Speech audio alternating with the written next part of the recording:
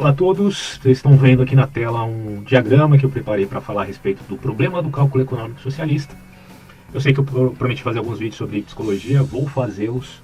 Me perdoem aí, pessoal que assistiu os primeiros vídeos, que eu estou demorando um pouco para postar, mas é porque esses debates aqui sobre economia, sobre política, são mais iminentes, não só na internet, mas também na minha faculdade, né? O pessoal discute muito essas questões aqui. E eu preciso elaborar melhor esses temas e, portanto, uma vez feito isso, estudado um pouquinho do assunto, vou repassando também para a galera aí que acompanha o canal, né?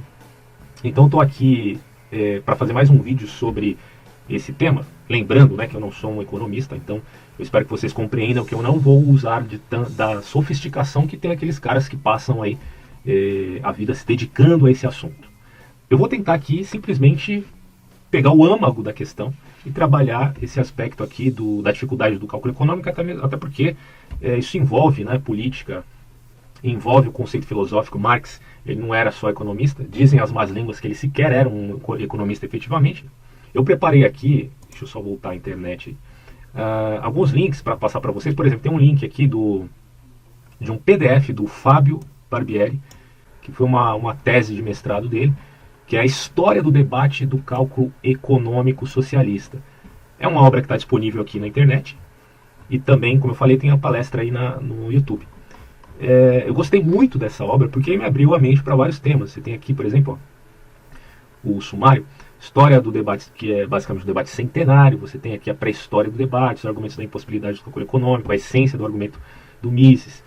Você tem aqui socialismo de mercado, crítica austríaca, a batalha de interpretações, socialismo de mercado, etc, etc, etc. Então eu aconselho vocês a baixarem esse PDF e a ler, para quem se interessar realmente em se aprofundar nesse assunto. São 293 páginas, vale a pena ter acesso a esse trabalho aqui do Fábio, que realmente é um trabalho excelente, né?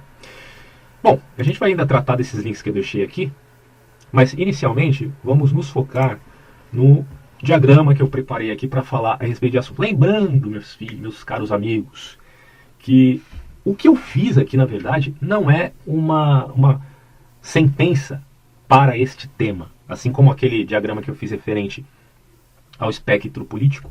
Não, é uma definição do assunto, tá? Espero que vocês entendam isso. Isso aqui na verdade, isso aqui eu fiz para que eu entenda a questão.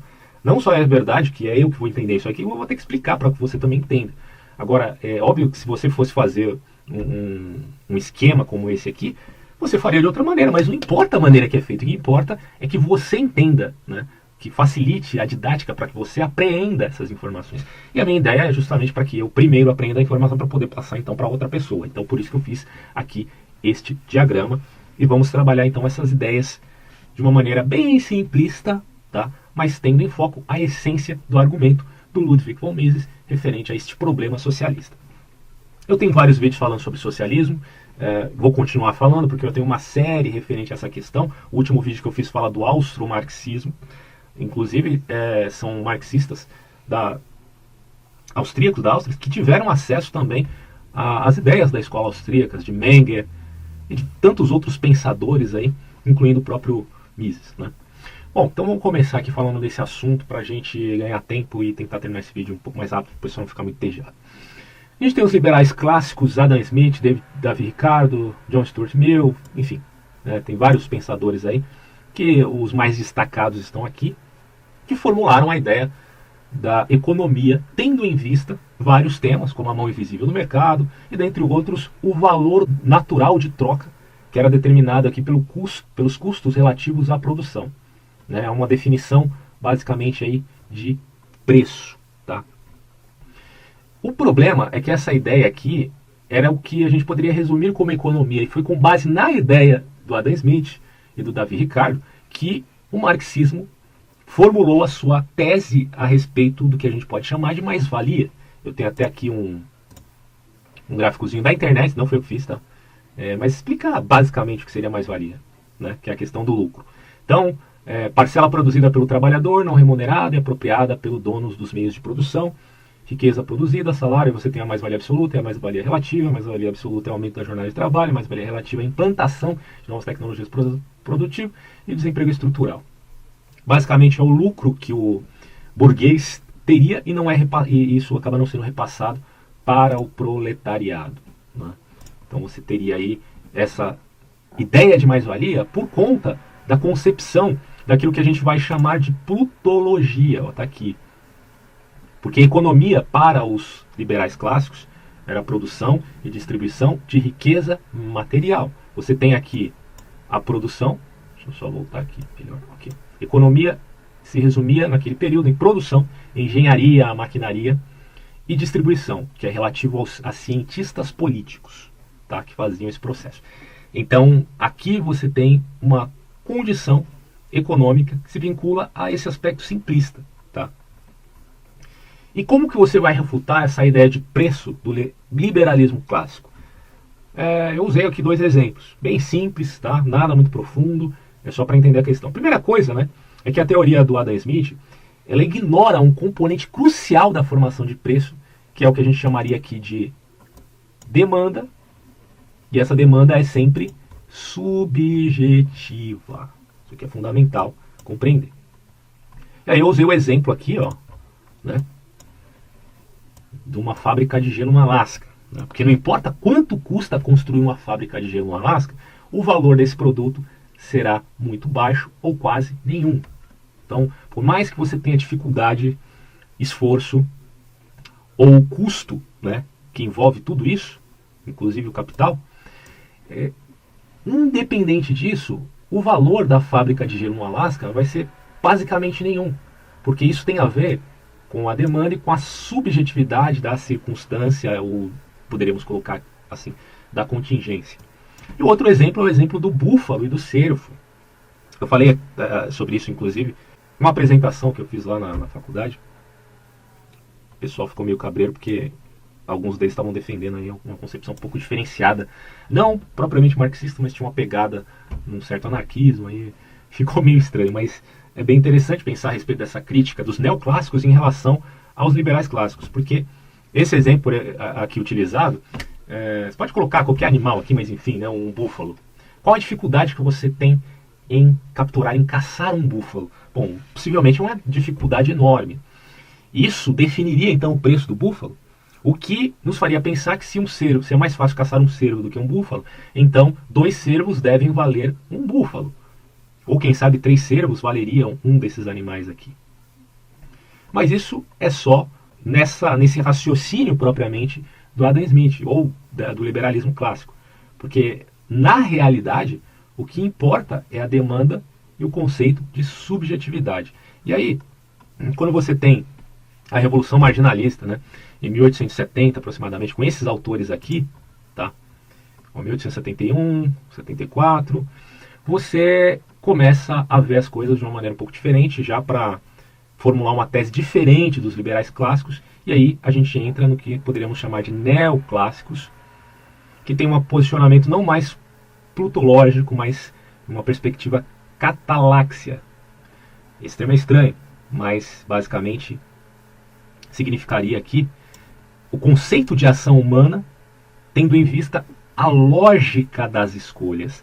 Porque existe uma contingência, porque existe uma escassez no mundo. E por existir uma escassez, você deve fazer as melhores escolhas diante das informações dadas pelo ambiente, pelas pessoas, pela idiosincrasia dos indivíduos, né, afinal de contas, por uma série de fatores que você só vai conseguir através de uma realidade. E aí você vai fazer o que a gente poderia chamar de alocação, ou seja, direcionar os recursos escassos a fins alternativos. Aí você tem um exemplo de todos esses pensadores. Essa revolução marginalista teve como precursores, dentre vários, o próprio Karl Menger, que foi um dos fundadores aí da escola austríaca, né?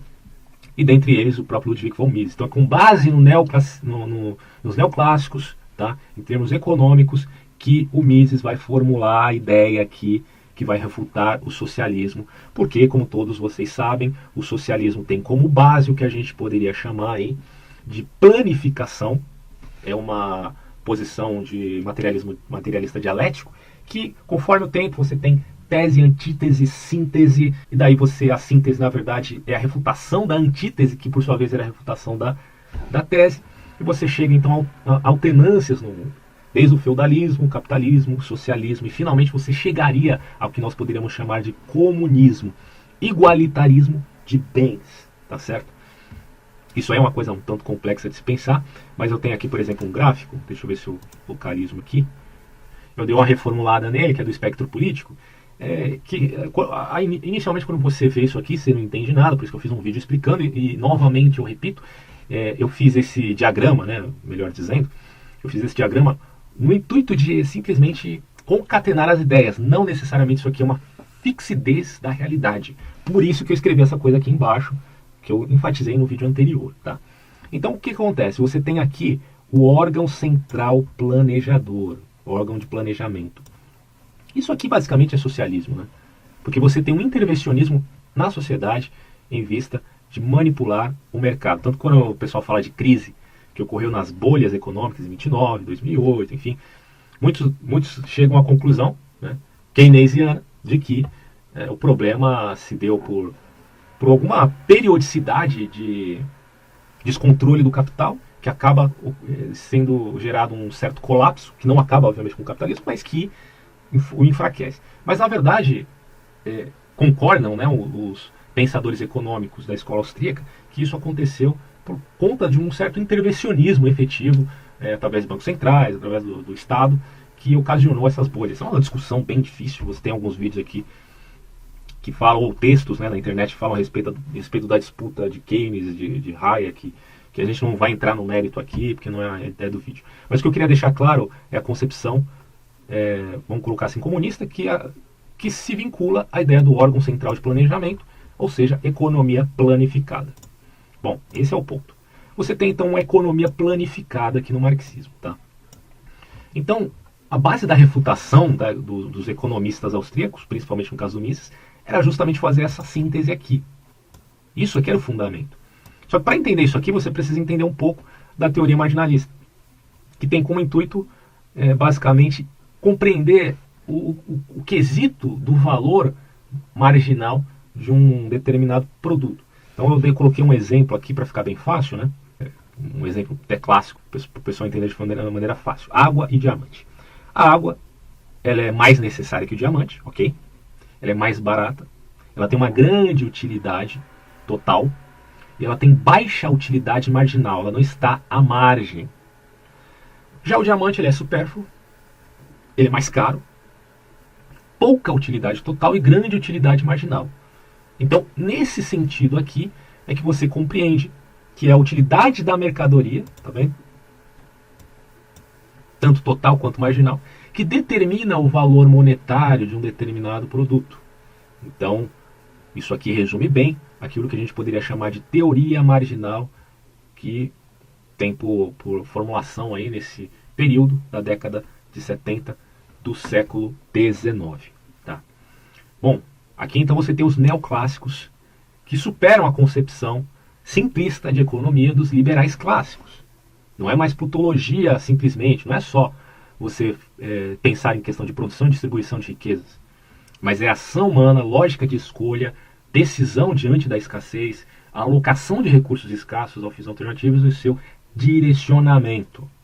Bom, então, entendendo essa concepção de que agora ocorreu uma revolução na perspectiva de economia, de uma maneira bem simplista falando, tá? Se você é economista que estuda o assunto a fundo aí, me perdoe, isso aqui é só para a gente entender a pegada da crítica do Mises em relação à planificação marxista.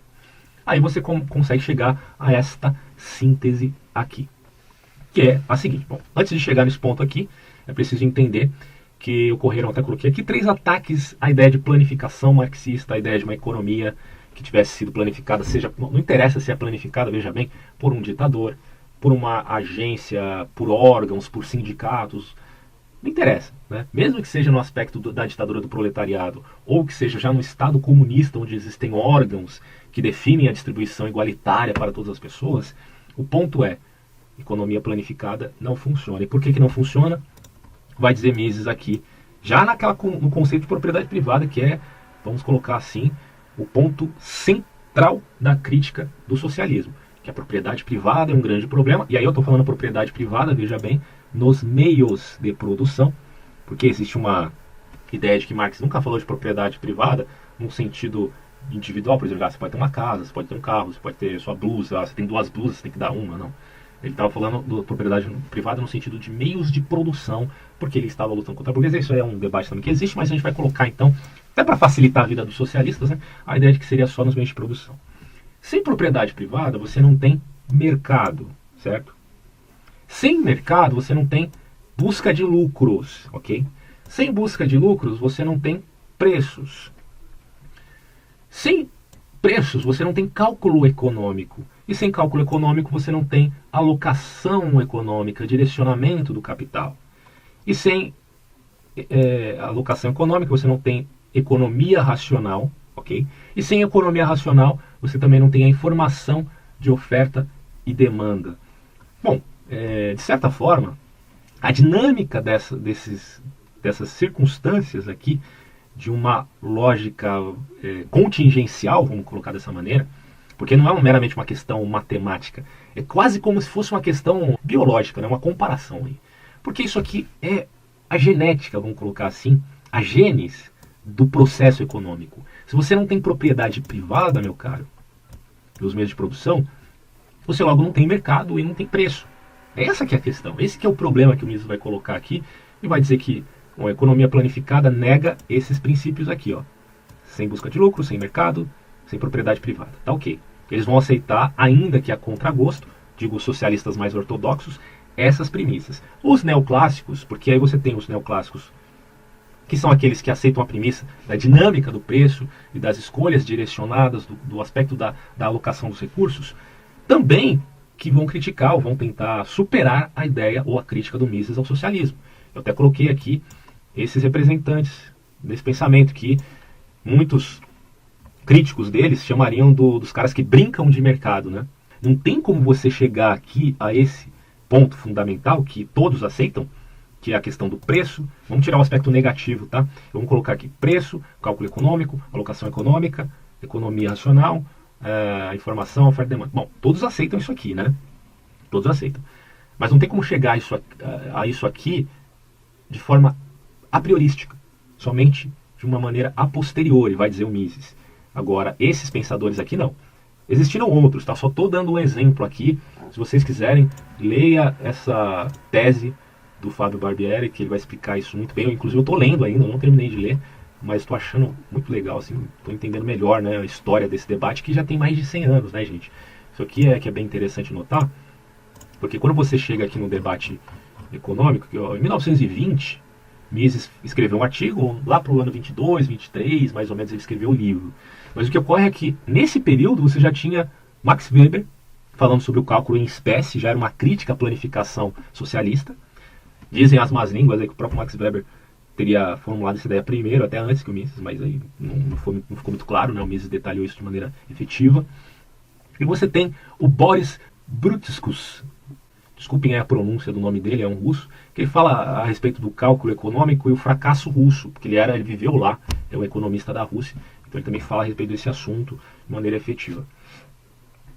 Tudo isso em 1920, quer dizer, já havia uma crítica árdua à ideia do marxismo, um pouco depois, né, do que a gente chamaria aí de Revolução de Outubro, que ocorreu justamente na Rússia. Você já tinha o russo dizendo aqui, ó, isso aí é besteira, não vai funcionar, por causa da questão do cálculo econômico.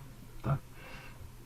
Bom, então, voltando-se aqui aos neoclássicos, que tentaram salvar a teoria marxista ou a teoria socialista, que, diga-se de passagem, muitas vezes tem marxistas aí que, como o Constantino fala, né, abaixo da linha do Equador, ainda acreditam, né, na ideia nonsense de que haverá uma economia planificada.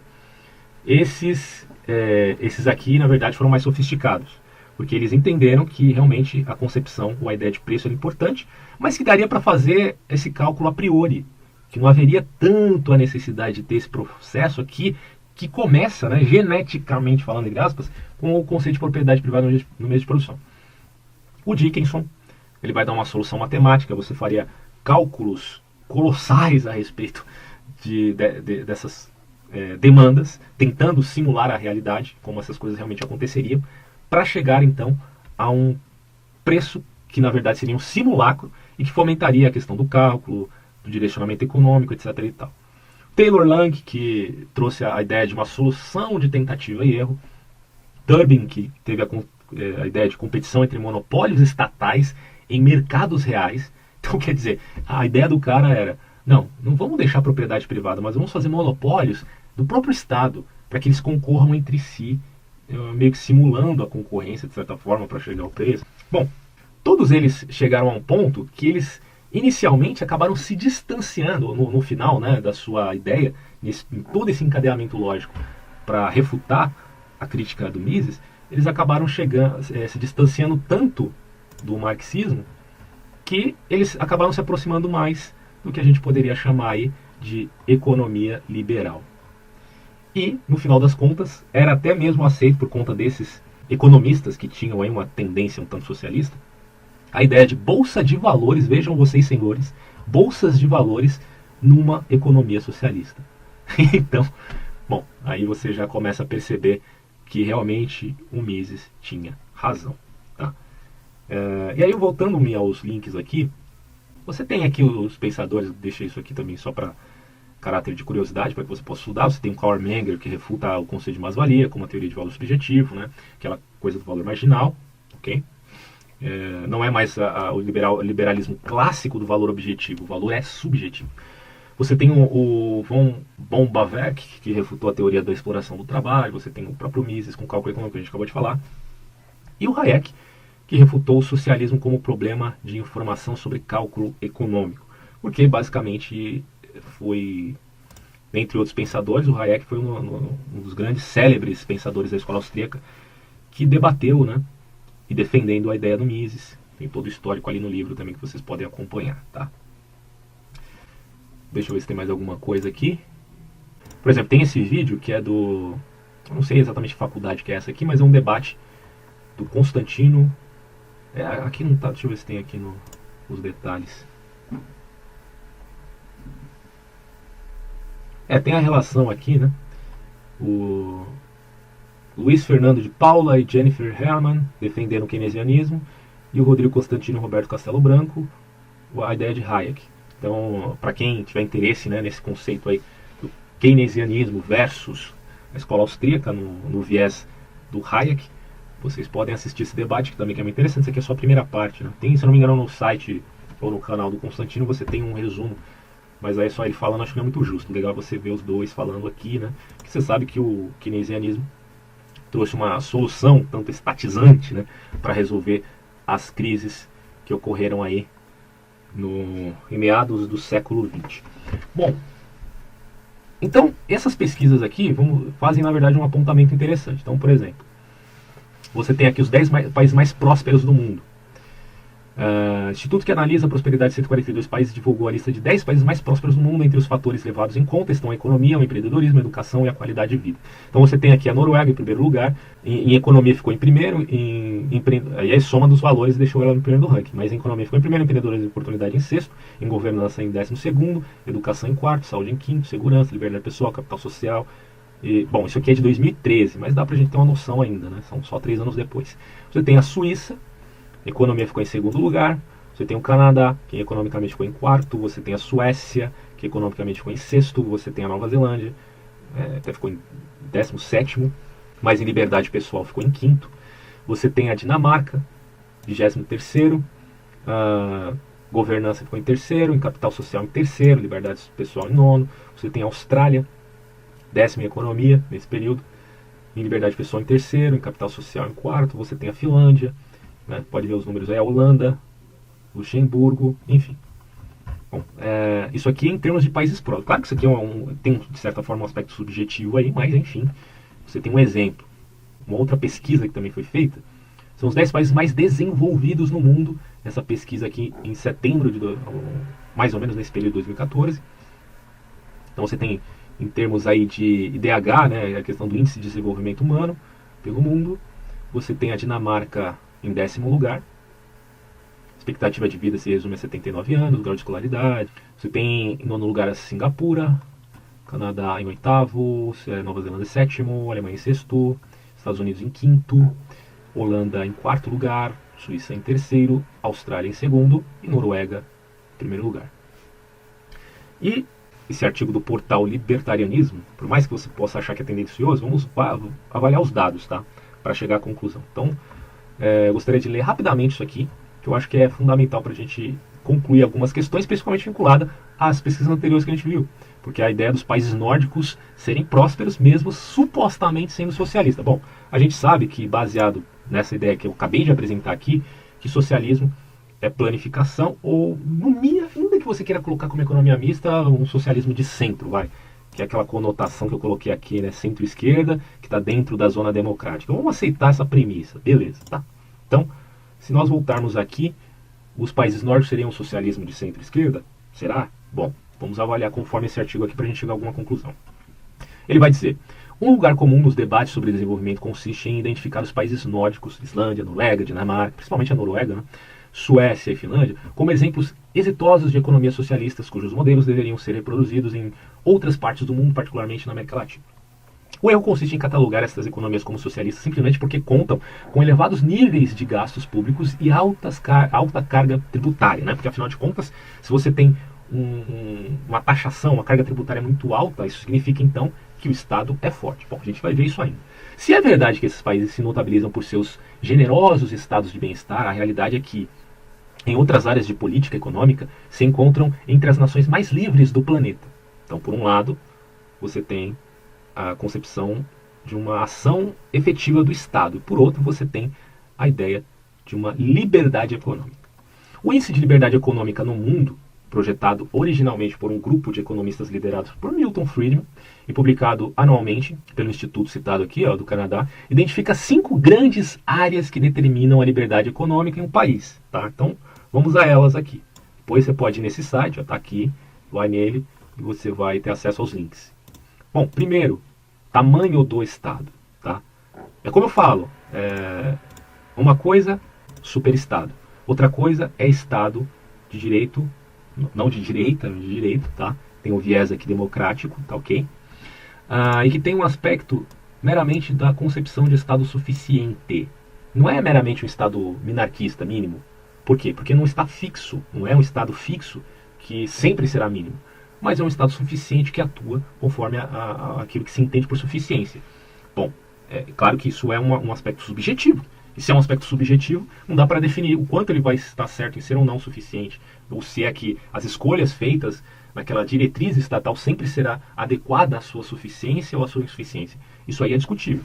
Mas me parece que esses países chegaram a um consenso, no mínimo, adequado. Então, tamanho do Estado. Vamos comportar a ideia de que um Estado suficiente seria o melhor. Segundo, sistema jurídico e direitos de propriedade. Também é importante. Terceiro, solidez de política monetária. Quarto, liberdade de comércio internacional. Que, óbvio, se você não tem essa liberdade de comércio internacional, você termina como Coreia do Norte, Cuba, etc. E quinto, regulações dos mercados de crédito, trabalho e comércio. Bom, seria essa a conclusão. Então, segundo o estudo, em sua versão de 2013, todos os países nórdicos, com exceção de um, veja, ocupam posições entre os 40 economias mais livres do planeta. Finlândia, Dinamarca, Suécia e Noruega. A exceção é a Islândia, que está em 41º lugar. Mas também não está muito longe. Né? Quer dizer, em comparação, só 2 nações latino-americanas estão entre os 40 mais abertos, que aí é o Chile e o Peru. Certo? Brasil, chega nem perto aí. Apesar de todos os países nórdicos obterem más qualificações no que tange ao tamanho do Estado, devido aos seus elevados gastos públicos e onerosos impostos nas demais áreas, se destacam por suas políticas liberais. Ok? Questão da livre iniciativa. Por exemplo, seus sistemas jurídicos se encontram entre os mais eficientes e o aspecto que eu acho mais importante, transparência, tá? Do mundo, mais transparente do mundo.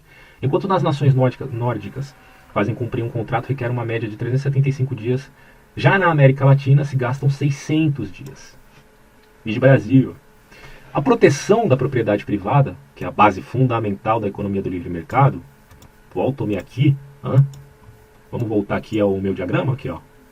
Liberdade para se ter propriedade privada e os meios de produção. Vamos lá. A proteção da propriedade privada, base fundamental, é mais forte também nos países nórdicos. Nos países nórdicos, isso é um dos conceitos mais fortes que tem. A economia vai funcionar. Segundo o Índice Internacional de Direitos de Propriedade, estas nações contam, aqui é o link aqui, acessa lá, com uma nota média de 8,2, no máximo 10. Então os caras estão muito acima da média, da mediocridade. Quanto à proteção à propriedade física, por outro lado, os latino-americanos obtêm uma qualificação de 5. Estão na média, estão na mediocridade. Tá? Coloca aí o Brasil no meio desse bolo. E mais, dos 4 países que lideram esse ranking, 3 estão lá, né? Noruega, Finlândia. Noruega geralmente está em primeiro, né? Finlândia e Suécia. Melhor educação, né? Geralmente é da Finlândia. Pois é. Em matéria monetária, os nórdicos também se destacam por seu apego às políticas ortodoxas. No período de 2000 a 2013, a média de inflação nesses países tem sido somente de 1,96% ao ano, enquanto que o equivalente para as nações latino-americanas tem sido de 6,38% ao ano, apesar da América Latina ter experimentado uma significativa melhora no período dos últimos 15 anos. Comparando com os períodos hiperinflacionários dos anos 80 aos inícios dos anos 90, a inflação em nossa região tem sido mais de 3 vezes superior à dos nórdicos em todo o século atual.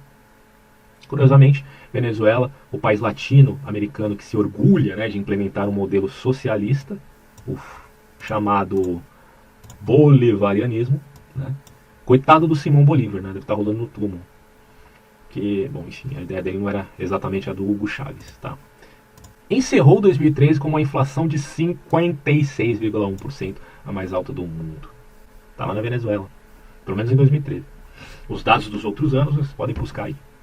Os países nórdicos se caracterizam, aliás, por sua aposta no livre comércio. Nessa região, a média de impostos sobre a importação é de 5,3%, enquanto a América Latina alcança 7,7%. E essas nações do norte europeu também impõem menos barreiras tarifárias, controle de capitais e restrições ao investimento direto estrangeiro que seus pares latino-americanos. Finalmente, os nórdicos gozam de políticas regulatórias que, de forma geral, facilitam o empreendimento privado, contrariamente aos latino-americanos que asfixiam seus setores produtivos com um número de regulações que, por sua vez, são terrenos férteis para a informalidade e a corrupção. E de acordo com o relatório Fazenda Negócios Mundial, cumprir com todos os procedimentos para abrir um negócio de maneira formal nos países nórdicos leva 1 semana de trâmite. 1 semana. Na América Latina, o mesmo processo são 3 semanas. Depende do país também. Esses dados confirmam que as economias nórdicas se encontram entre as mais liberais do mundo. Quando os sociais-democratas e latino-americanos os usam como exemplo a seguir, né, mera retórica, vamos colocar assim, parece que a única coisa que eles querem copiar são os seus impostos. Contudo, inclusive na área tributária, que também é uma coisa que deve ser analisada pontualmente, os nórdicos contam com políticas mais favoráveis à geração de riqueza, até nisso. Então, uma empresa de porte médio nesses países paga uma taxa de imposto de 22%, enquanto na América Latina ele chega, talvez seja por 100%, acho que aqui deveria ser 28%, não sei. Bom, se bem é correto que o norte da Europa conta com elevadas cargas tributárias, os impostos se concentram na renda pessoal e no consumo, e não na geração de riqueza. Dessa forma, quando se apresenta o modelo dos países nórdicos como exemplo que a América Latina deve seguir, é necessário realizar uma análise mais aprofundada de toda a sua gama de políticas econômicas. Basicamente, existem vários elementos a se analisar, como disse, de forma pontual, e não se focar unicamente nos seus níveis de gastos públicos e impostos, porque a gente sabe que essa é uma questão puramente de contingência, é uma subjetividade, uma adaptação de cada país, não dá para você fazer uma regra generalizada para todos, mas em termos de via de regra, você tem o elemento que a gente coloca aqui, que é uma prescrição quase genética da coisa. Propriedade privada, mercado, busca de lucro, que é basicamente o mercado, preço, cálculo econômico, direcionamento, alocação econômica, e isso basicamente é a economia racional. E isso existe nesses países. Tá? Bom, vamos ver o que tem mais aqui. Só para finalizar, eu tenho aqui um vídeo sobre Hayek falando do socialismo. Para a gente finalizar, tá? Então vamos lá. Now, what exactly do you mean by that? It proposes a solution which is not the solution you found. Well, it takes a long time, but it's my central problem.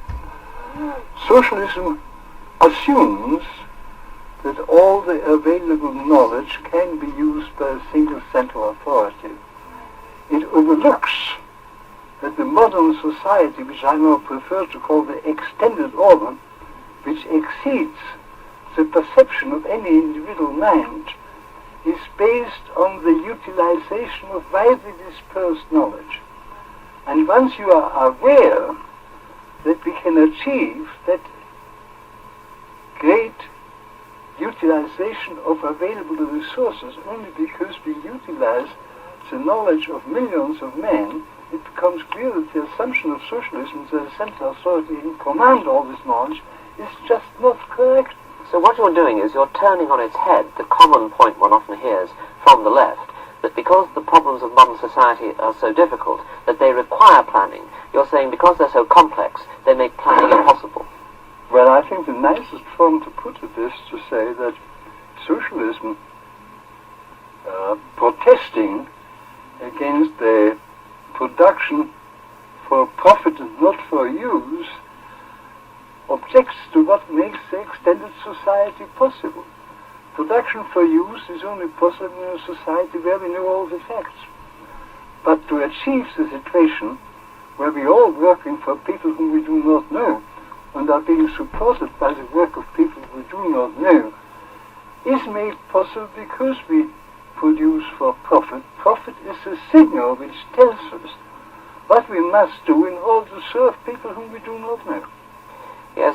Now, you and von Mises put forward this criticism in the 20s. What reaction did you get from the socialists of the day?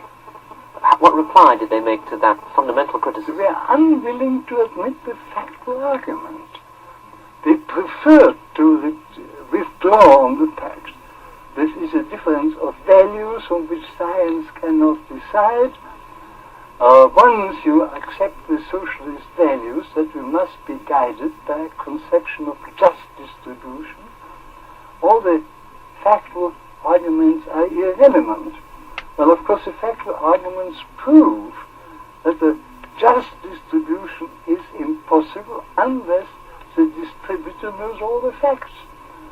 So my answer is, if the factual assumptions of socialism were correct, it would be a moral duty to aim at the just distribution.